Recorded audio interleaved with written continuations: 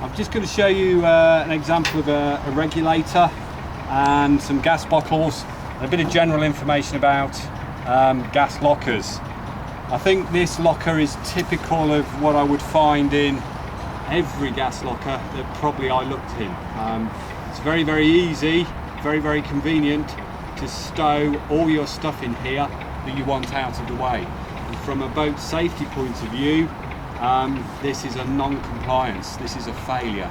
This actual locker should be free of clutter and not have anything in it that isn't gas bottles, regulators, or a means of actually securing those two together. I have to admit, in the real world, everything is in there, but this really shouldn't be like that and would fail a boat safety certificate as a result of that. I'm going to show you the bottles now. We have two bottles in here which should be restrained, and I think the chain to do that is in here, but again has been left off, and that would need to be on for a boat safety certificate. The regulator is just this little unit here, and this is what actually takes the gas pressure and distributes that at the right load or the right level of pressure throughout the boat. Nothing really complicated about this system, and in my opinion a straightforward regulator like this is the best way to proceed, because you can only use the gas that's in one bottle with an assembly like this, whereas a dual regulator system that will take the gas down from both bottles at a similar amount like this means that when you do run out, you have run out, whereas this, with a spare bottle like this one, you're in a position to change them over should you need to. What's unusual about regulators on gas bottles, for safety purposes, the thread is the opposite way around. So it's a reverse thread. So instead of being tighty-righty, i.e. turning the spanner to the right to tighten it up and loosey-lefty to undo it, it's the exact opposite.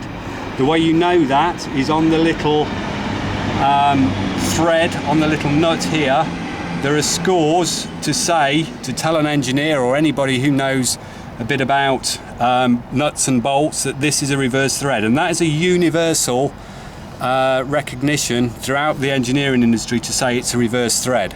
So you would need a gas spanner or an adjustable. This is a proprietary gas spanner, and instead of tightening it the normal way to undo this, I just tighten it in the way that I would normally loosen it. You can then undo this by hand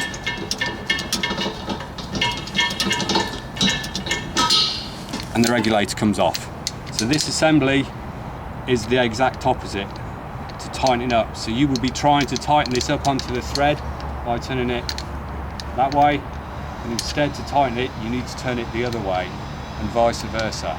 Some people will spend ages trying to get them off and think it's really tight, but just look for these little marks and you'll know that it's a reverse thread.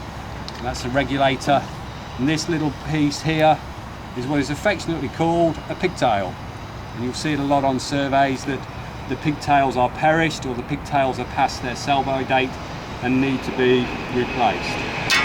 So you can see if I can see it on here.